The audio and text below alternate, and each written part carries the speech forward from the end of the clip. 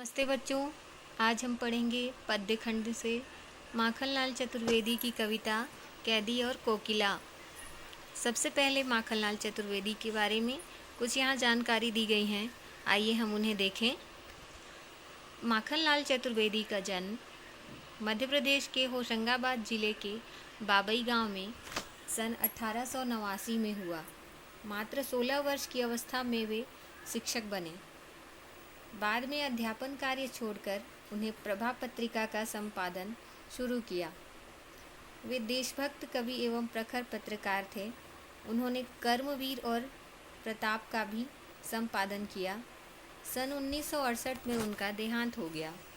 Him किरीटनी, साहित्य देवता, him Tarangini, वेणु लो गूंजे धरा उनकी प्रमुख कृतियां हैं। उन्हें पद्म भूषण एवं साहित्य अकादमी पुरस्कार से सम्मानित किया गया है। माखनलाल चतुर्वेदी की रचनाएं राष्ट्रीय भावना से युक्त हैं।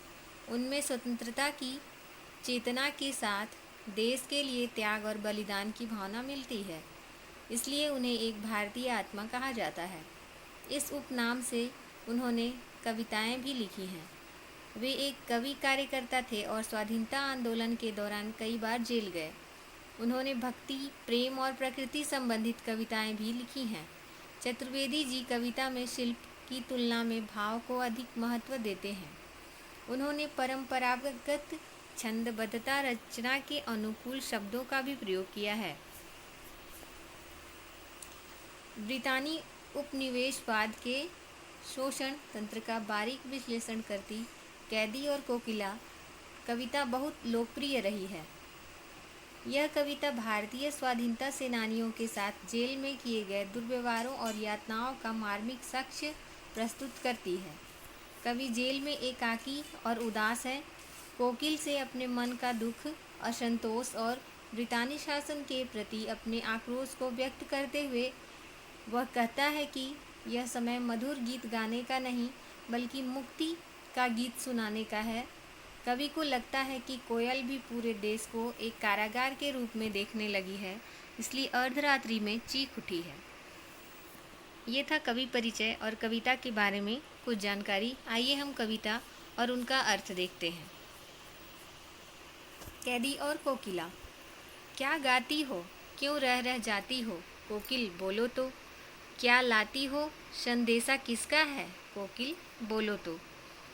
जब माखनलाल चतुर्वेदी सन 1947 के स्वतंत्रता संग्राम में जेल गए, वहाँ पे उन्होंने यह रचना की। एक रात जब वह काल कोठरी में बंद थे और वहाँ उन्हें रात को नींद नहीं आ रही थी, तभी उन्होंने देखा पास ही के पेड़ पर कोयल आकर कूक रही है। तब वे उस कोयल से बात करते हैं और कहते हैं, क्योंकि साधारण तौर पे कोयल रात को नहीं बोलती है, दिन में सुबह या शाम को ही बोलती है, लेकिन रात को कोयल की आवाज़ सुनकर कवि को चिंता महसूस हुई और उनके मन में यह सोच आया कि आखिर कोयल अभी क्यों बोल रही है। और वह कोयल से बात करते हुए कहते हैं, क्या गाती हो, क्यों रह जाती हो, कोकिल बोलो तो।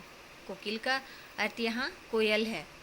तो कवि कहते हैं कि ये कोकिल, तुम इतनी रात को क्यों आई हो, तुम तो इतनी रात को नहीं गाती, और तुम रुक रुक कर क्या गा रही हो, क्यों रह जाती हो। तुम यह थोड़ी थोड़ी रुक कर जो अपनी आवाज़ निकाल रही हो, उसके द्वारा तुम क्या बताना चाहती हो। कोकिल बोलो तो। कोयल, तुम बताओ तो मुझे, क्या लाती हो, संदेशा किसका है, कोकिल बोलो तो। कवि का कहना है कि कोकिल, तुम इतनी अर्धरात्रि में किसका संदेशा लाई हो, क्या तुम बताना चाहती हो। क्या कोई अनहोनी होने वाली है या फिर कोई बड़ी दुर्घटना घटने वाली है जिसका संदेशा तुम लेकर आई हो, कोकिल तुम मुझे बताओ। ऊंची काली दीवारों के घेरे में, डाकू चोरों बटमारों के डेरे में, जीने को देते नहीं पेट भर खाना, मरने भी देते नहीं तड़प रह जाना। जीवन पर अब दिन रात कड़ा पहरा है, शासन है या तम का प्रभाव गहरा है। हिमकर निराश कर चला रात भी काली, इस समय कालिमा मई जगी क्यों आली। यहाँ पे कवि कहते हैं कि ऊंची काली दीवारों के घेरे में, जहाँ उनको बंद करके रखा गया है वह ऊंची काली दीवार है, ऊंची दीवार है उस कमरे की।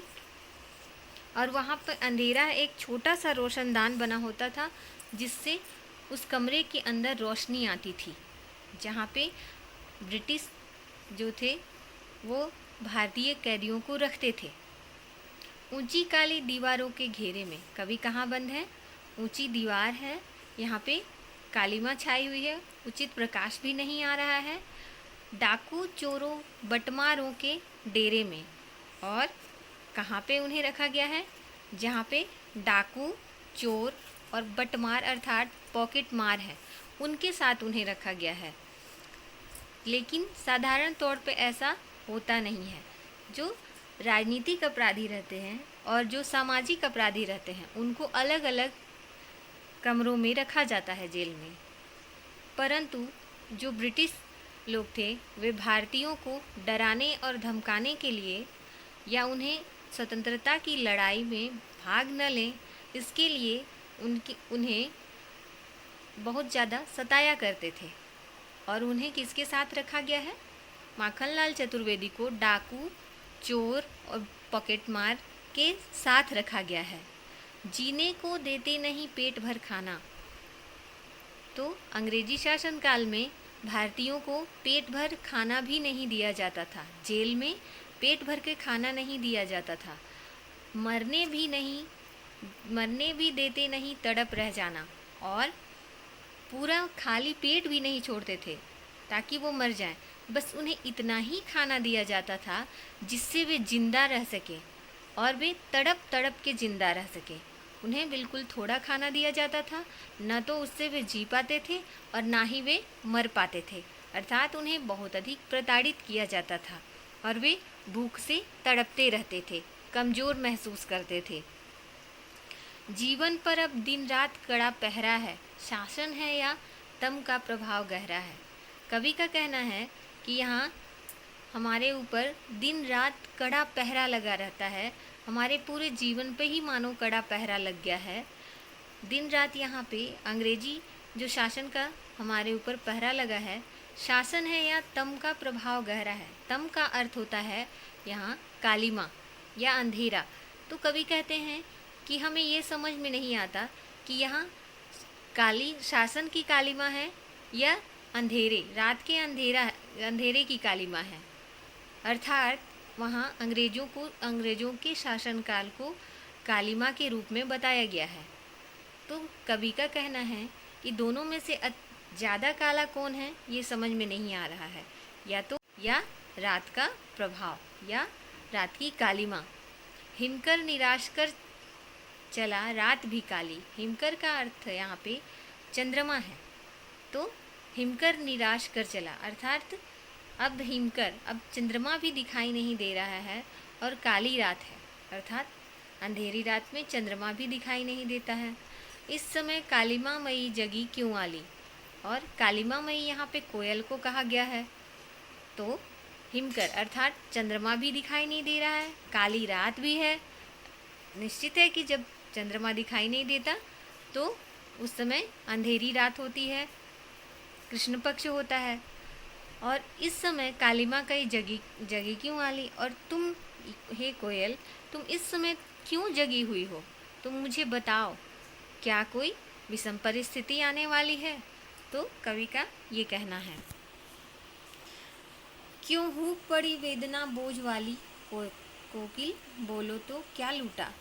अब बोलते हैं कवि, क्यों हूक पड़ी वेदना बोझ वाली, तुम्हारी जो आवाज़ है उसमें कुछ भारीपन है, लगता है कि तुम बहुत दुखी हो। कोकिल बोलो तो क्या लूटा, बताओ तुम्हारा क्या लूट गया है, तुमसे क्या छिन गया है जिससे तुम्हारी आवाज़ में इतना दुख है, इतनी वेदना है।